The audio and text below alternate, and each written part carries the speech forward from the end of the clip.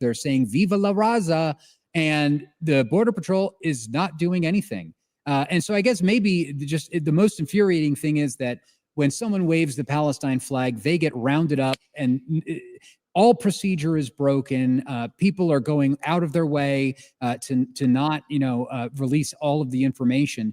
But then when someone in Mexico or New Mexico or Texas is waving a Mexican flag saying "Viva la Raza," nothing happens. Absolutely nothing happens. Nobody locks in.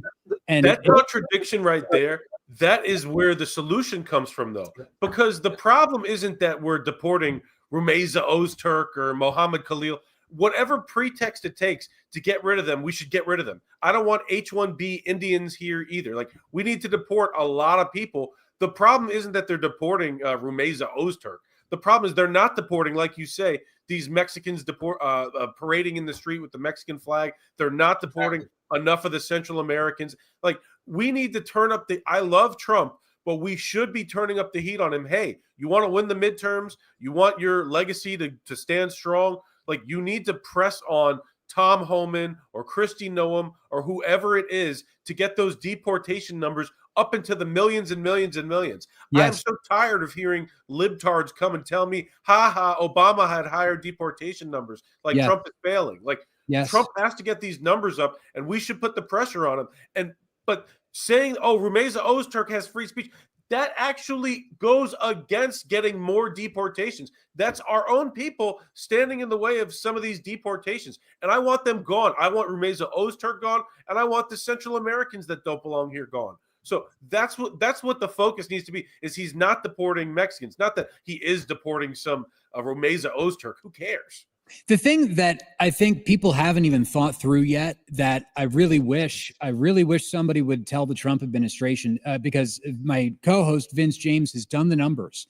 And if we deport 30 million illegal aliens, which they are here, they need to be deported, housing prices would go back to pre-COVID levels.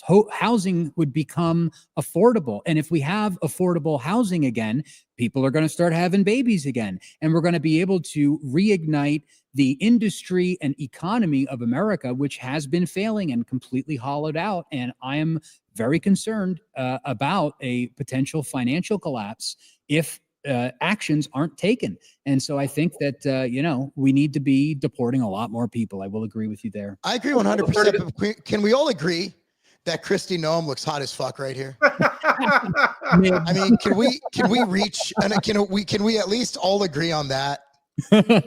As lovely as it is that Kristi and Pam Bondi, they look really good on Fox News or whatever, they need to do more of their job. I like Pam Bondi, but I like the tight shirts. I'm good. I want to see Pam Bondi get more arrests of these deep state people, and I want Kristi Noem, as good as she looks right there, to get more illegals out of the country. You just have too many demands. Like, we got to meet in the middle. I think white shirt, perky boobs, however old. I mean, I'm MAGA. Like, let's go. I'm gonna have to tell my wife not to watch this episode. It's just me. You should never be on our other shows then. Hey, we haven't. Yeah, it's just look, man. If you don't know, Alan and our original show together was called the ADHD Hour, and our minds go places that shouldn't go. Bad. But hey, we were talking about the deportations, and I'm gonna have to run here in a couple minutes. I got to set up for my wife to teach a class. But if we really want to increase the deportation rate, first of all, I do believe that the goal was that they're going for the violent people right now, which is really. I'm just saying this. That's a fucking excuse. All right, like that's an excuse to slow walk shit, if you ask me, because you should be rounding these people up in trucks. But we just need to make it so unbelievably unbearable to be here that they leave, like they self-deport too. Because very frankly, we should be seizing the resources of any company that employs illegal aliens. We should be jailing the CEOs of companies that employ illegal aliens. I mean, this is as an America-only aspect. If you are employing basically slave labor from another country, because that's what it is, you know that you get to pay them fucking dirt cheap for what they do. When the Democrats were coming at us like, well, who's going to pick your fucking fruit? Like, think about that shit. Like, you are basically talking about slaves, right? And we should just send them back to their country, so they don't need to be slaves. I'm not saying they're not going to be poor as fuck and there might not be problems for them, but that's not our problem. I mean, the concept of self-deportation is what will help us. We're never going to round up 20 or 30 million people in this fucking country. Right. What's really interesting? We need to make it unbearable and unlivable for them. That's what we need to do. We've had, I mean, I live in Idaho, right? And Idaho is known as one of the reddest states in the country. It is through and through. Donald Trump won by like a 70% margin. And guess what? Just this week in the Idaho legislature, Republicans killed a bill that would have made E-Verify mandatory. This is what we're dealing with. It's absolutely astounding. And it's because, the big ag, the dairy farmers, whoever else, I guess the potato farmers, right? They're all employing this illegal. Why don't we have like machines out there in these fields at this point? I mean, like we've got AI, we've got robotics. Why do we need slave labor anymore? It's time to enter the 21st century, send these people back. Enable E-Verify, enable mass deportations, fund CBP, right? Customs and Border Patrol.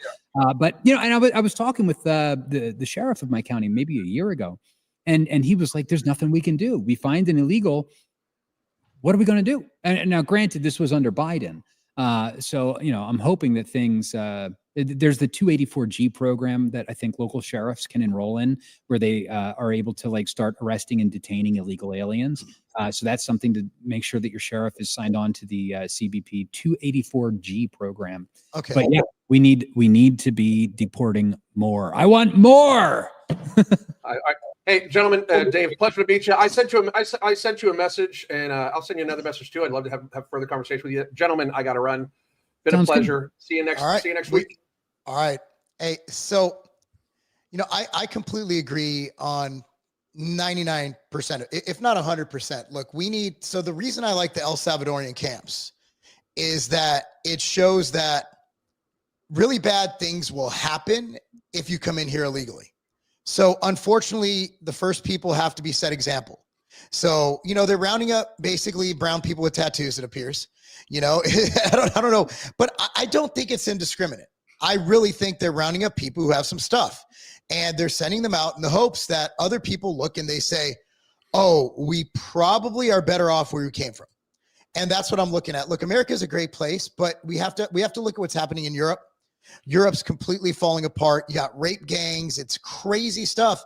And we really need to be careful about doing that. And unfortunately, elections do have consequences. That's why I don't get these libertarian folks who didn't vote at all. Well, I am voting, or they voted for that. Who is that moron they ran? Chase Oliver.